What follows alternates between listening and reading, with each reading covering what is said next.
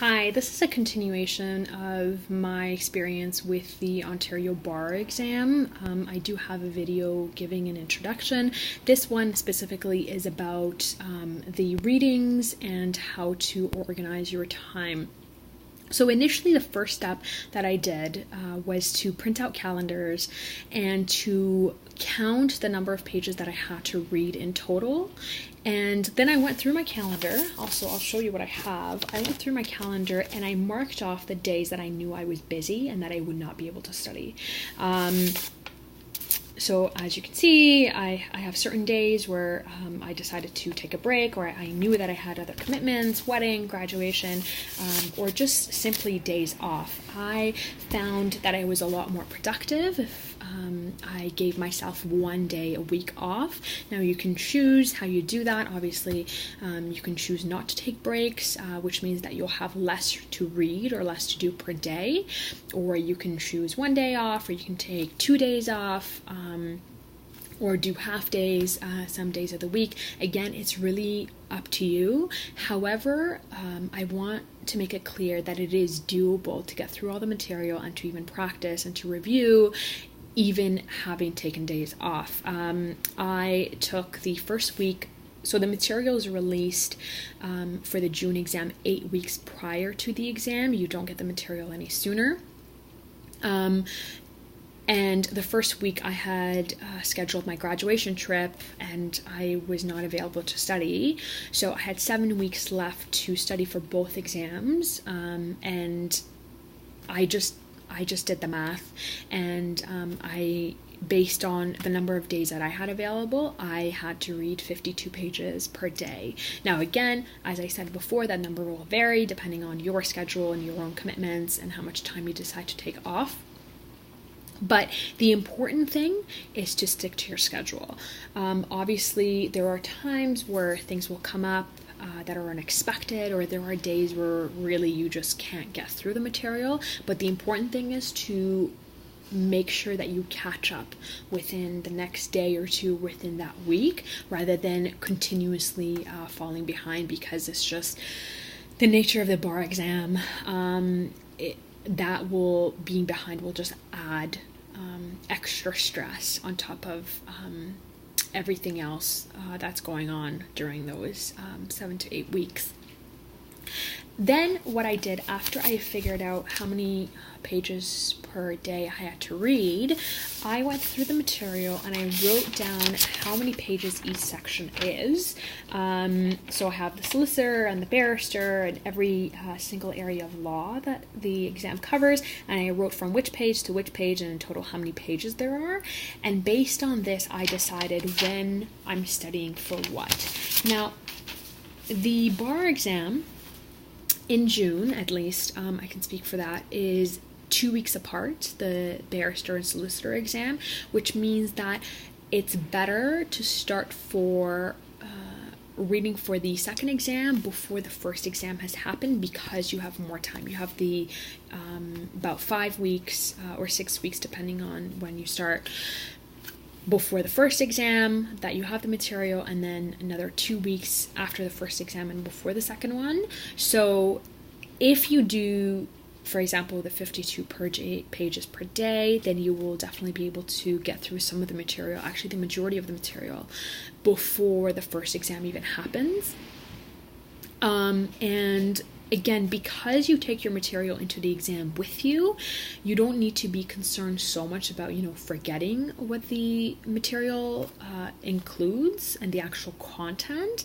So what it comes down to and what's important is that you take good notes and you're able to find your material quickly, because you have about a minute 30 seconds or a minute 40 seconds per question in order to complete the 220 to 240 multiple choice questions in that day within the given 7 hours. So time is of the essence, and you need to plan carefully, which means that you have to be able to find your materials. And that's where the issue of indices or indexes comes in. you have the benefit of a detailed table of contents for every section on the bar exam. So for example, I'm showing you the example for my real estate. So this is the previous chapter, so I've just crossed it out because this is my binder for, estate planning. And it just starts here, and it's just a very detailed table of contents. So every chapter you have the title, and you have the headings and the subheadings that go on and on for a few pages. So with this, you'd be able to find the chapter that you're looking for and the material that you're looking for. However, as you can see, I have handwritten notes in addition to the table of contents that they've given me. The reason being is because of the issue of indices. Now, as you approach third year, or as you begin preparing for the law exam, you'll hear a lot of people talk about the indices for the bar exam. And what they are is basically, for every section on the bar exam, it's a detailed, very, very detailed table of contents.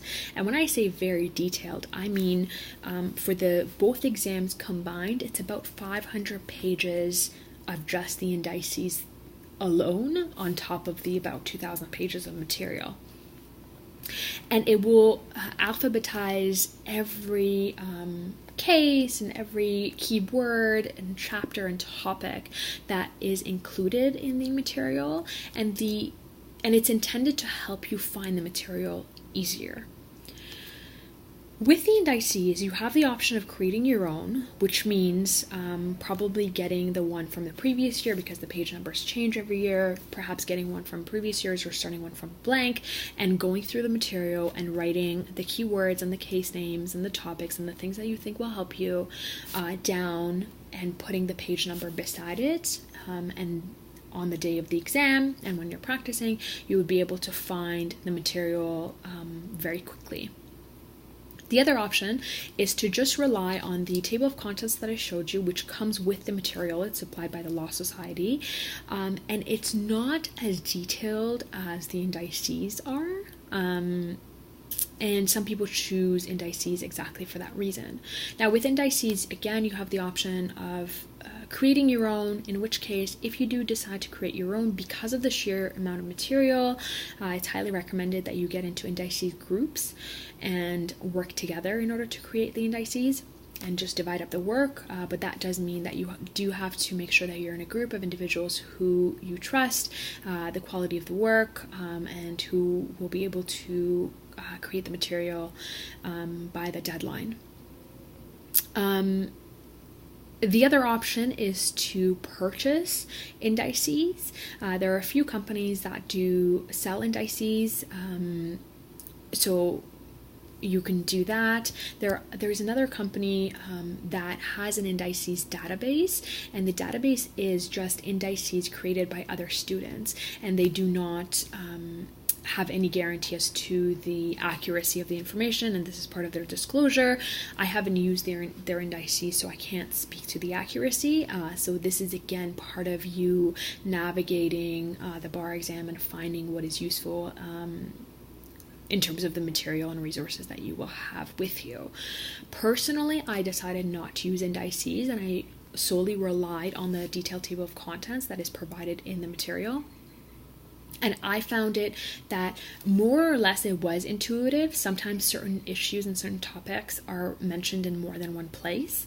So you might have to go back and forth a couple of times before finding it. However, I did find that it was useful, because from what I've heard from individuals who have used the indices, is because it is so large, by the time you actually find what you're looking for, it would have been the same amount of time had you just looked at the table of contents that's included in the material, and perhaps you would have had to flip back and forth a few times. If you do decide to have indices, the advice that I have been given is to bind them separately, or either to bind them or to have them in a binder separately. That way it's much easier for you to navigate through, look at the indices and go to the material, that the respective area, topic of law and look up the material. On the day of the exam, you'll have this large table where you'll have space for all your material, so that's not an issue. It's not like most exams that we're used to where there's very little space. You will have a very large table, so space is not an issue. So again, indices, that's something that you can decide on your own. One advice that I would give is perhaps to hold off on purchasing the indices until you've read the material and maybe you've done one practice exam, just to see how well you will do with the detailed table of contents that is provided in the material themselves, and perhaps you can compare that with using somebody else's indices to see which one you prefer. It's really a matter of personal preference. With the detailed table of contents, if you decide to use that, what I found helpful is to find a specific chapter, because each chapter covers a specific topic. So if you find the specific chapter, then you can navigate through and go through the material and find the specific issue that you're looking for. Sometimes it does mean that you'll have to go to that page and perhaps flip back and forth a few times until you find that specific issue. If, again, you decide not to use the detailed indices, as I mentioned before, I went through the material and some of the words or some of the acronyms that I thought I would not remember, or I would not even know which chapter to look under, I wrote them down handwritten, and this I intend to rely on in order to ensure that I'm not at a disadvantage for not using the indices. And another issue logistically to keep in mind is to make sure if you are binding your material. I decided to use binders just because I find it useful. I can add material or take it away. I don't need to make sure I have everything in, and then that's the end of it.